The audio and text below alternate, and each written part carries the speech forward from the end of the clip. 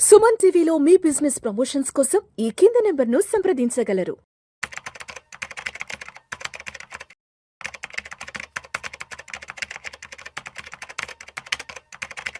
Hi hello నమస్తే, welcome back to Suman TV. Present మనతో పాటు ఉన్నారు qualified personal finance professional Sairam గారు. సాయిరామ్ గారితో మాట్లాడండి. నమస్తే సాయిరామ్ గారు. నమస్తే అండి.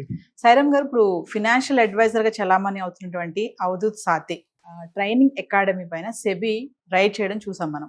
ఎందుకు అంటారు, ఎందుకు రైడ్ చేయడం జరిగింది, రీజన్స్ ఏంటి అంటే? స్టాక్ మార్కెట్ గురించి ఎవరైనా రీసెర్చ్ చేసిన వాళ్ళకైతే ఈ avadhut Sathe trading academy ads అయితే పాపులర్ గా తెలుసుంటాయి. సో వాళ్ళు ఏంటంటే గూగుల్ అండ్ యూట్యూబ్ లో అయితే వీళ్ళ యాడ్స్ అయితే విపరీతంగా అయితే వస్తుంటాయి.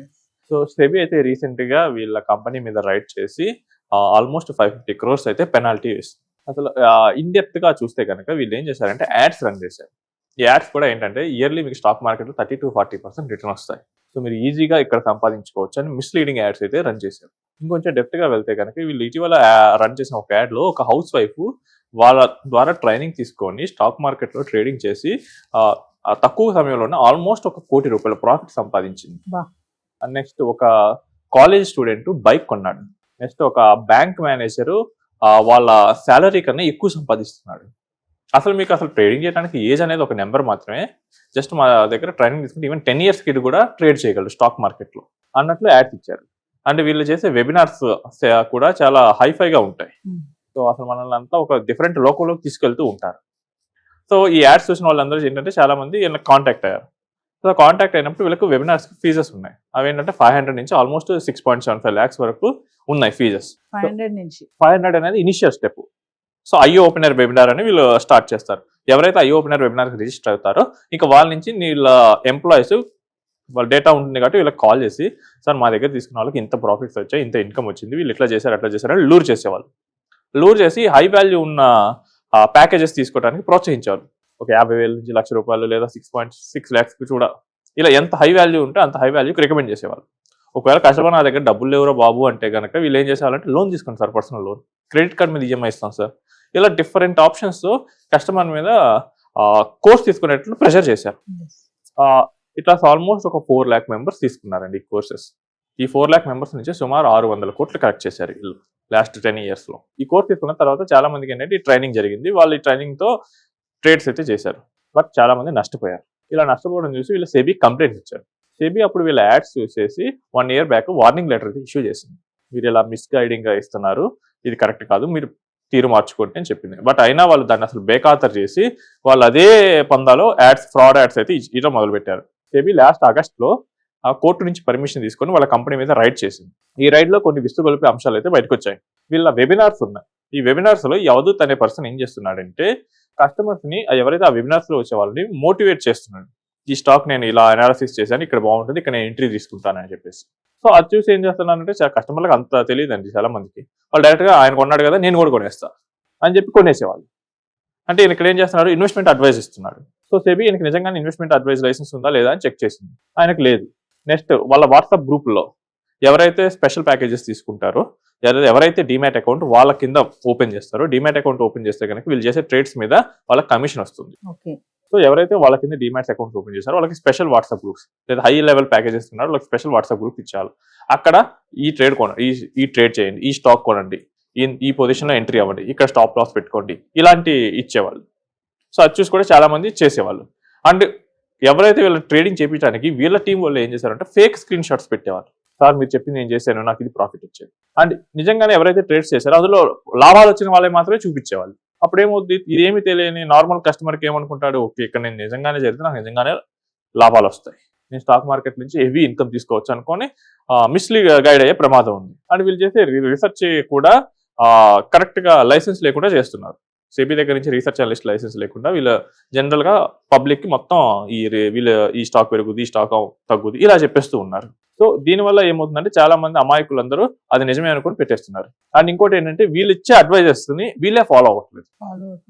సో ఫర్ ఎగ్జాంపుల్ నార్మల్ గా ఎథికల్ గా ఏంటంటే ఇప్పుడు నేను ఒక టిప్ ఇచ్చాను, దానిలో నేను మనీ పెట్టాలి కదా, బట్ వీళ్ళు అసలు పెట్టట్లా, అంటే జనాలు పెట్టమంటున్నారు. వీళ్ళు ఏం చేస్తారంటే జనరల్ గా సగం మందికి కొనండి, సగం మందికి అమ్మండి అని చెప్తారు. అప్పుడు ఎవరో ఒకళ్ళు అయితే వస్తారు కదా, దాన్ని చూపించి మళ్ళీ మొదలు పెడతారు.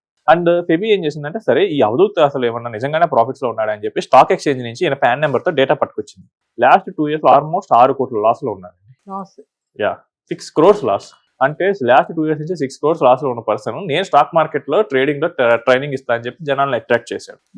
సరే ఈయన దగ్గర ట్రైనింగ్ తీసుకున్న వాళ్ళు వీళ్ళేమన్నా ప్రాఫిట్ లో ఉన్నారని చెప్పి ఒక శాంపిల్ గా ఒక 186 ఇన్వెస్టర్స్ డేటా కలెక్ట్ చేసి స్టాక్ ఎక్స్చేంజ్ నుంచి వాళ్ళ P&L స్టేట్మెంట్ తెప్పించింది. సో తెప్పిస్తే వాళ్ళందరూ సుమారు 2 కోట్ల లాస్ లో ఉన్నారండి. సో వీళ్ళెవరు ట్రైనింగ్ తీసుకున్న వాళ్ళు బాగుపడాల, ట్రైనింగ్ ఇచ్చే ఆయన కూడా డైరెక్ట్ గా ట్రేడ్ చేసినప్పుడు లాస్ లో ఉన్నాడు.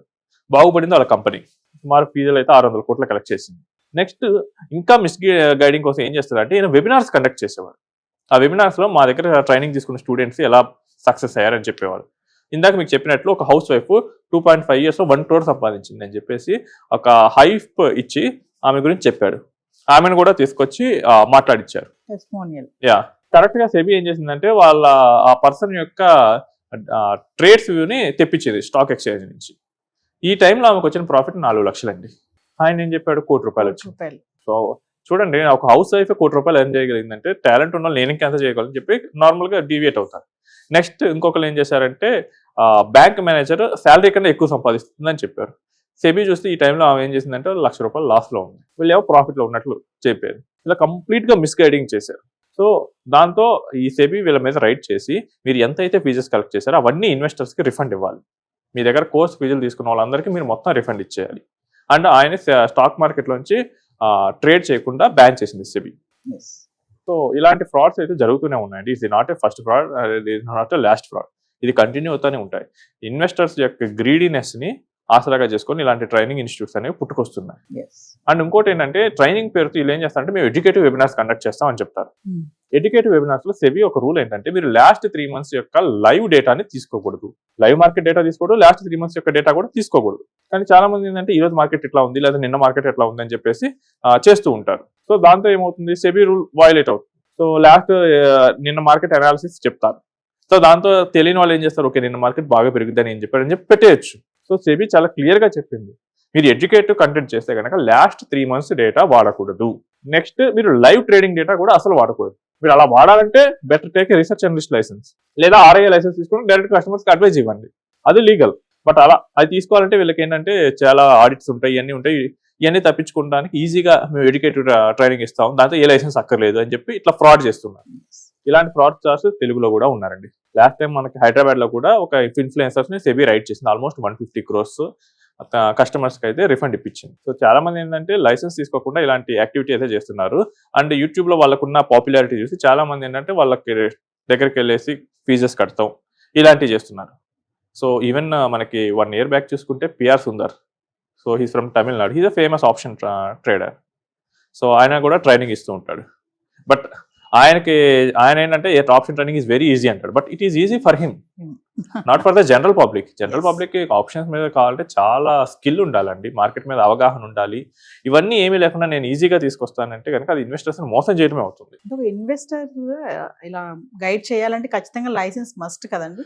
కరెక్ట్ గా లైసెన్స్ అయితే తీసుకోవాలండి. మీరు మ్యూచువల్ ఫండ్ లో అడ్వైజ్ ఇవ్వాలంటే you should be either a mutual fund distributor or a registered investment adviser. చాలా మంది ఏం చేస్తారంటే రీసెర్చ్ అనలిస్ట్ లైసెన్స్ తీసుకుంటారు, వాళ్ళు తీసుకుని నేను డైరెక్ట్ మ్యూచువల్ ఫండ్ లో ఇస్తాను అని చెప్తారు. అది కూడా రాంగ్ అండి. బికాస్ నువ్వు రీసెర్చ్ అనలిస్ట్ అంటే కనుక you should publish the research papers. దాన్ని ఎవరైతే ఇన్వెస్టర్స్ కావాలంటారో వాళ్ళు సబ్స్క్రైబ్ చేసుకుంటారు, దాన్ని బట్టి కస్టమర్ డెసిషన్ తీసుకోవాలి. అలా కాకుండా డైరెక్ట్ గా నేను కొంటాను ఇది అమ్మండి అనే అడ్వైజ్ అయితే ఇవ్వకూడదు. అండ్ ఈ మ్యూచువల్ ఫండ్ డిస్ట్రిబ్యూటర్స్ కూడా స్టాక్స్ మీద ఇవ్వకూడదు. వాళ్ళకి ఎక్కడ లైసెన్స్ ఉందో ఆ ప్రోడక్ట్ మీదే ఇవ్వాలి. మీకు ఒకవేళ PMS లైసెన్స్ ఉంటే PMS దాని మీద ఇవ్వండి, మీకు ఒకవేళ AF లైసెన్స్ ఉంటే దాని మీద ఇవ్వండి. అంతేగాని లేని దాని మీద మీరు కనుక ఇస్తే కనుక సెబీ కనుక రైట్ చేస్తే కనుక మీకు చాలా ప్రమాదం అవుతుంది.